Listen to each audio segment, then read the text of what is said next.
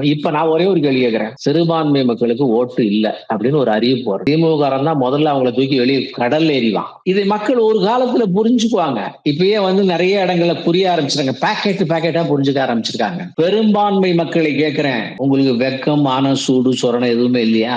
ஏன் கேட்கிறேன்னு கேட்டா, ஓட்டு போடுறதுக்கு நம்மள மதிக்கிறதே இல்லையே ஸ்டாலின். பெரும்பான்மை மக்கள் அத்தனை பேரும் ஒன்னா இருக்காங்க.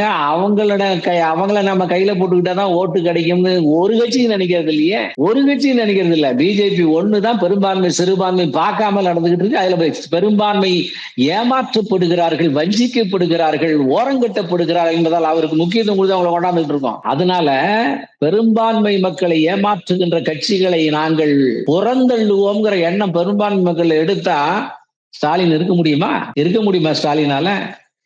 சிறுபான்மை மக்களை ஓட்டு வங்கியாக ஸ்டாலின் பயன்படுத்துகிறார். பெரும்பான்மை மக்களை ஏமாற்றுகிறார், வஞ்சிக்கிறார்.